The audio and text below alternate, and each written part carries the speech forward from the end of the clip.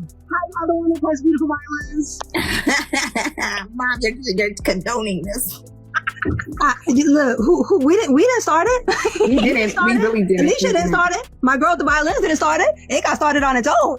And it just... Drew Jenkins is finding himself at the center of a public storm, but this isn't just another messy relationship saga. What's unraveling now is a much deeper, more painful family drama that's coming to light in front of millions.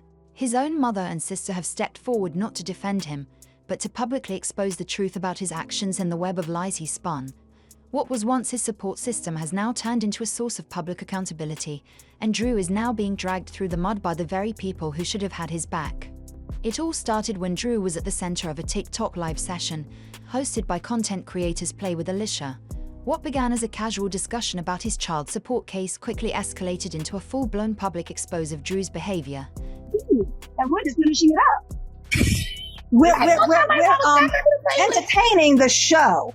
We are just, I always say I'm just reporting on what's happening. That's it. And thank you everybody for the violin. The topic at hand. Drew's recent failure to show up for a crucial court hearing, one that had everything to do with his child support case. Drew's excuse for missing it. He claimed to have suffered a seizure, conveniently on the exact day he was expected to appear in court. But this is where things started to fall apart. Drew's ex, who knew him well before their relationship took a dramatic turn. I love the violins. You know, I've got all kinds of forms of violins. I've been playing violins the last couple of weeks, dealing with my own family drama. And let's throw them two into it too, you know. Hey. And just to let everyone know in the chat, because I've been getting added a lot. Didn't hesitate to call out his story. With a calm but firm voice, she made it clear that she had never seen Drew suffer from any medical condition remotely resembling a seizure.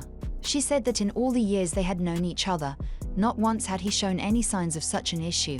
She even made it crystal clear that this supposed seizure was an excuse that had conveniently popped up just at the right time, raising serious doubts about its validity. Yes, we do get to see our leaders' kids all the time. All the time. We go to his games and all that. People can't seem to figure out that Desiree is Deshaun's mom and Arlita is Anthony. Like they can't. I don't know why it's hard to figure it out, but they seem to have hard sometimes with comprehension skills. I guess they just struggle in math maybe or something, or biology. And just when it seemed like things couldn't get any more dramatic, Drew's own sister decided to step into the conversation, adding more fuel to the fire. She didn't hold back, directly contradicting her brother's claims by saying that he had never had a seizure in his life. And to make matters even worse for Drew, their mother, who actually suffers from seizures herself and takes medication for it. Spoken out, and we learned that Drew's mom is, she has seizures. She takes medications to deal with seizures. This content creator is on live with Nails by Arlita, and in the comments along comes Drew's sister, and then she eventually hops on. But we learned that Drew's mom and sister want nothing. Was seen in the background nodding in agreement with everything his sister was saying. It was a family united in their stance, exposing Drew's lies for what they were. They weren't just letting things slide, they were actively setting the record straight. The atmosphere on the live stream shifted drastically the moment Drew's mother and sister joined the conversation. What started as a minor family issue quickly turned into something much more serious and emotional. They don't mess with him. Like I said before, his mom does take seizure medications, and Arlita has known him since, they grew up together practically. Their families know each other. So they're all saying Drew's never had a seizure. We also learned that they're very much in contact with Arlita and Arlita's. The weight of the moment was palpable. This wasn't just gossip or petty drama.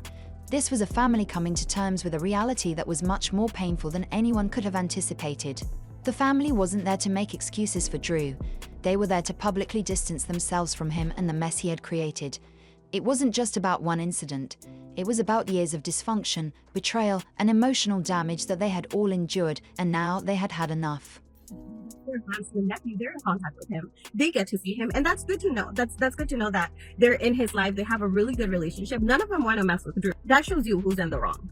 But it's just really sad to see for him to use something like, seizures as an But why did they decide to speak out now?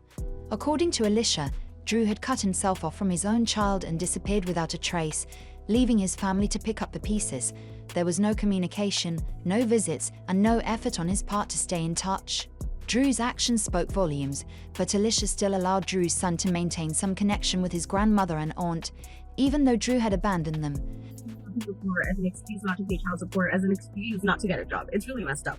Okay, what cracks me up though is if he is faking the seizures, who bumped him in the head? Or how did he get that red bump in his head? Because I actually believed it because of the red bump. Like, did he ask Stephanie to bump him in the head to fake it? It's really weird. Plus, Drew's story and Stephanie's story of the whole thing don't really match up. She could have easily turned her back on Drew's family, but she didn't. Instead, she made the choice to keep the door open for her son, ensuring that Drew's relatives still had a role in his life, even if Drew himself didn't. This act of grace and maturity from Alicia stands in stark contrast to Drew's actions. Can't seem to figure out that Desiree is Deshawn's mom and Arlita is Anne's. Like they can't. I don't know why it's hard to figure it out, but they seem to have hard sometimes with comprehension skills. I guess they just struggle in math maybe or something, or biology. Something. While he walked away from his child and family, they continued to show up and make sure the child had some semblance of connection to his roots. Drew's sister shared that the family hadn't heard from him in weeks, maybe even months. There had been no calls, no check-ins, no messages during holidays, and no recognition of milestones. The silence wasn't just a mutual decision, it was intentional. You know Drew. This is Drew's sister. And Yeah, this is Drew's sister and mom. And no, we do not have any contact with them. He has not tried to reach out to us ever. And that's okay. And perhaps most chilling of all was the moment when Drew's mother, sitting quietly in the background, stated that she was completely fine with not speaking to her son. No regret, no emotion, just calm, unbothered acceptance of the situation. She had reached a point where she was at peace with the distance between her and Drew. That's okay. I'm telling y'all, they don't want nothing to do with him. It's a toxic situation. I might pull out the Oregon Symphony. Oh Lord, Mom. I love you. I love you too. Oh my goodness, we love y'all. Well, I told y'all. I'm telling. See, I don't have. Look. They pulled out a whole bunch of violins. I love the Oregon Symphony. Okay, Mom. Okay, bye everyone. Love you guys. Love you too. Good night, bye. everybody. And this wasn't a peace born from forgiveness. It was the peace that comes from letting go of something that had hurt for too long. This kind of peace doesn't come easily. It's not the kind of peace that happens overnight, and it's certainly not the peace that comes from one argument or disagreement.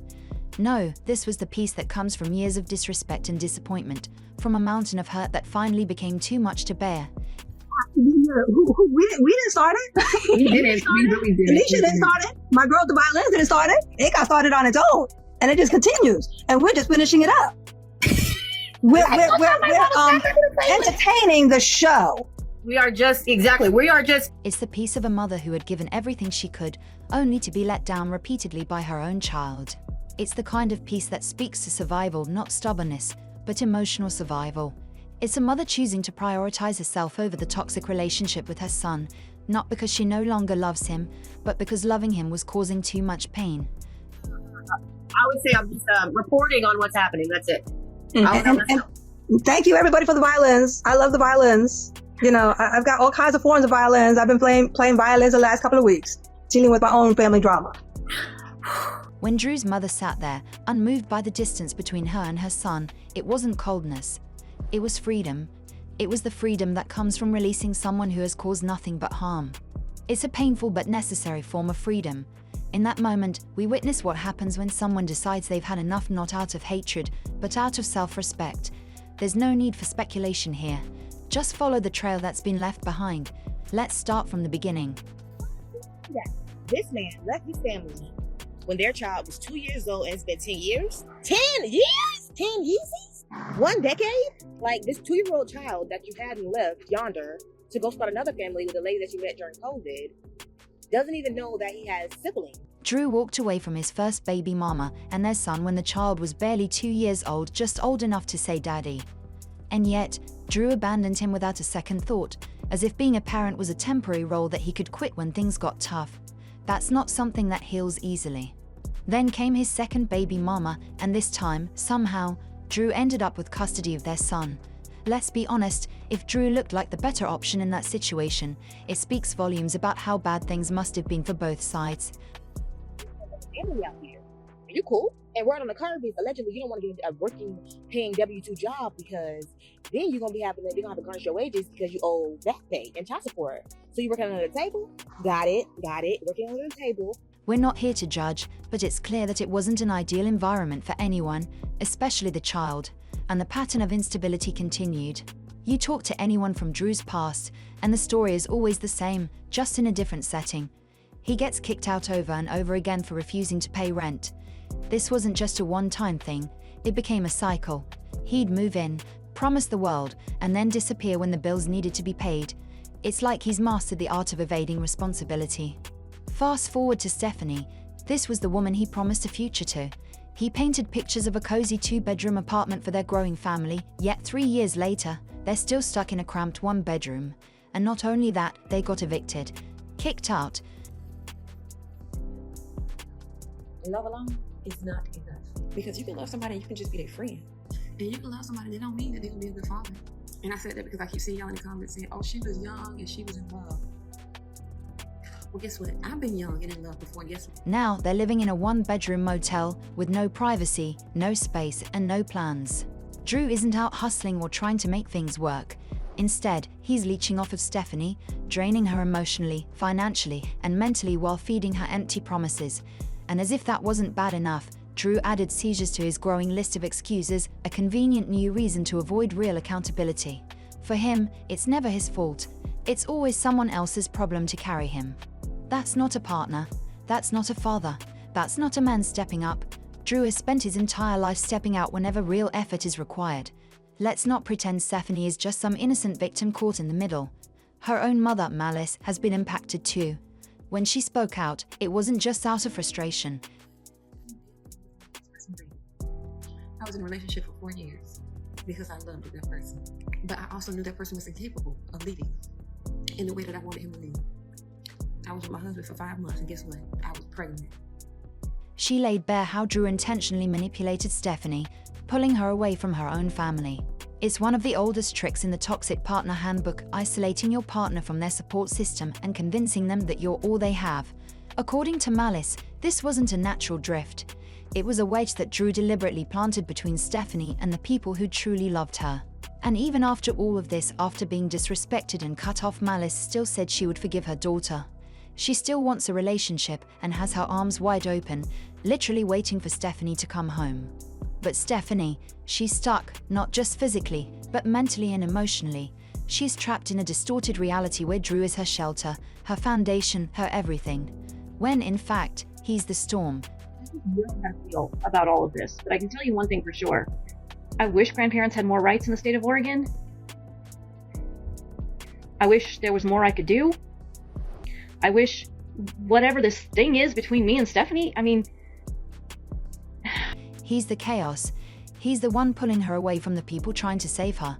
And what's most heartbreaking is that their children are witnessing all of this. They're growing up seeing what it looks like when love turns into control, when support turns into isolation, and when a parent chooses silence over escape. These kids aren't just bystanders in this mess, they're absorbing everything.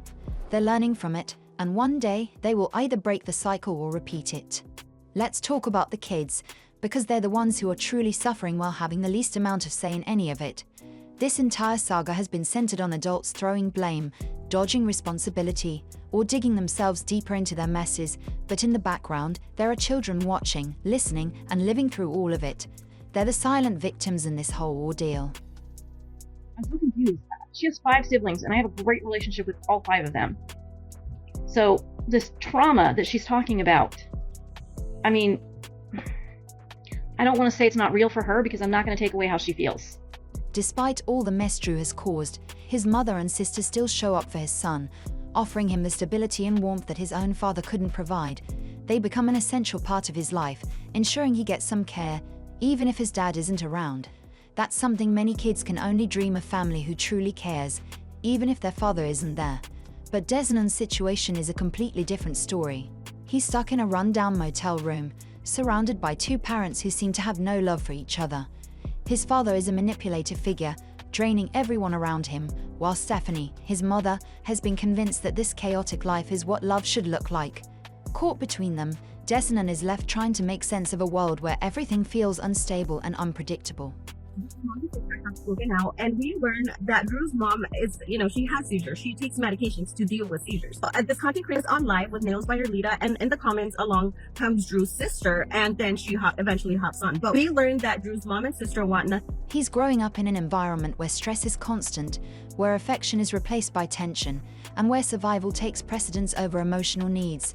This isn't just an unhealthy space for a child to grow up in, it's dangerous for his emotional and mental development. If there's any hope for him, it might come from Drew's mother. By speaking out and sharing her side, she's not just calling attention to the situation, she's hoping for change. Perhaps this is her chance to step in and offer Desanon what his parents can't: structure, love, and care. Desanon deserves more than just a roof over his head. He deserves a home. He needs a space where he is loved, protected, and cared for. Unfortunately, that's not what he has now. His reality is a grim motel room, with two parents who are pretending everything is fine when, in reality, their lives are falling apart. Drew's legal troubles are also mounting. They don't mess with him.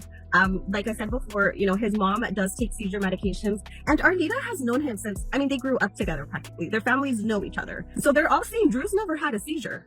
We also learned that they're very much in contact with Arlita and Arlita's. He's facing serious charges for dodging child support, and his excuse for missing court a supposed seizure has already been debunked by his own family.